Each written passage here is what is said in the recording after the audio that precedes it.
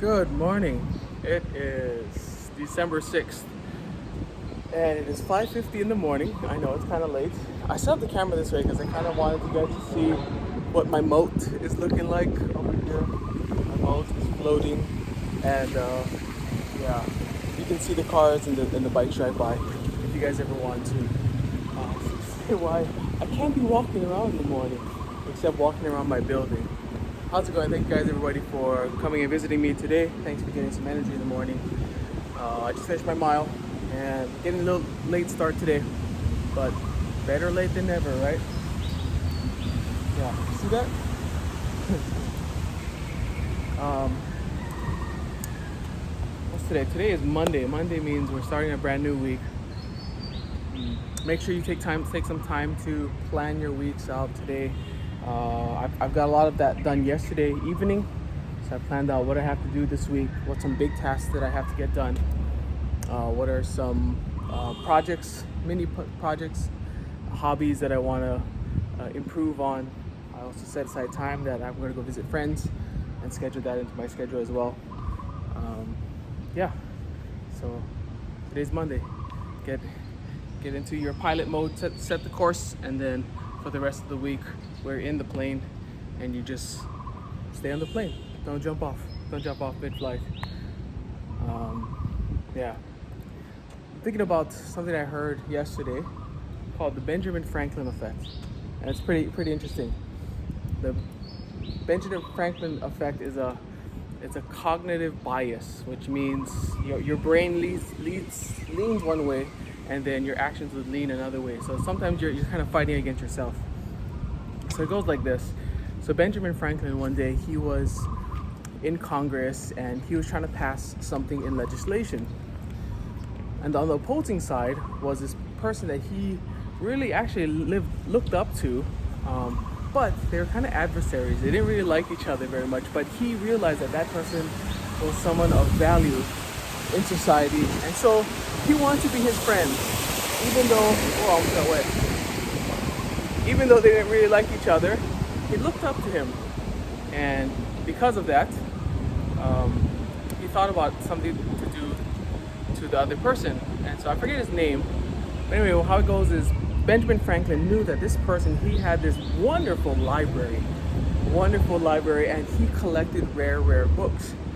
So Benjamin Franklin went up to this person and he asked to borrow, and this is documented in his autobiography. He asked to borrow that person's most prized book, like his most rarest book that he knew that the other person very much prized, and that, for lack of better words, that was his favorite book. So he goes up to the guy. He asks the guy, "Can I borrow that book?"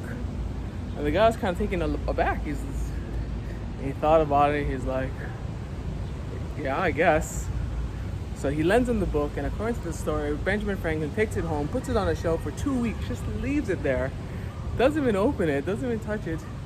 And after 2 weeks, he takes the book off the shelf and he gives it back to the person. And from that day on, they actually had this shared common interest. And what Benjamin Franklin actually goes on to say is that it becomes a cognitive dissonance where, like, your behavior and your thoughts are not in sync with each other. And he says because sometimes if you do somebody a favor, you have to get to the mindset that I like this person, and that's the only reason you're going to do them a favor. So you do them a favor because you like them. So for him to get past that adversarial rivalry that they had, Benjamin Franklin initiated that person to like him by asking him for a small favor. Isn't that cool?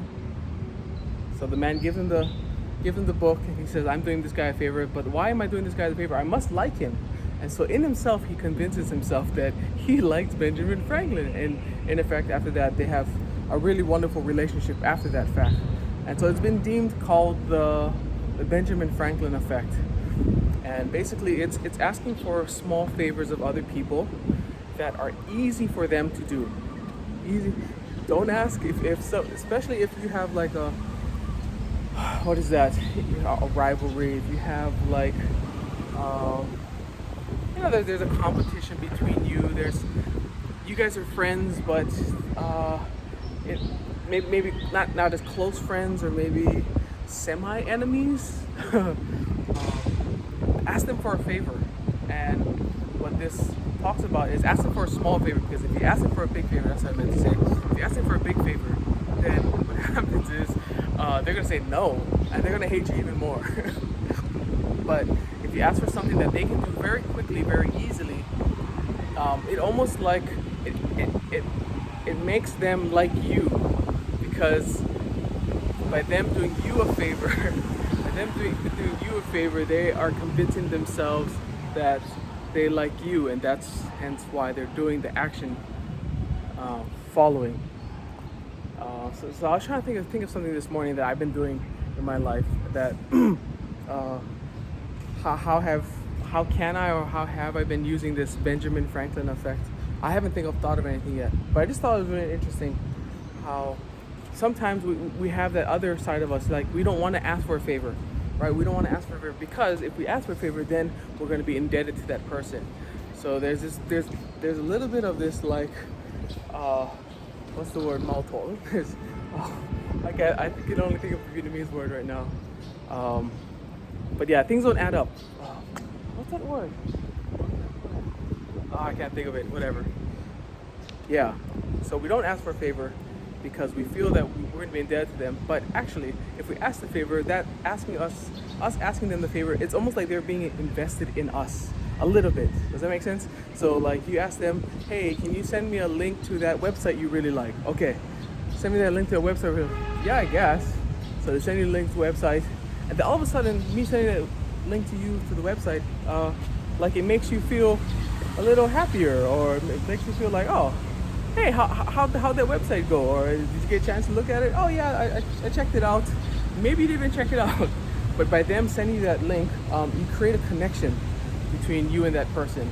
I give another example. Okay, so a buddy of mine, two buddies of mine, like I had just built my computer, and well, I mean, take this with a grain of salt because these two people are my buddies already, you know.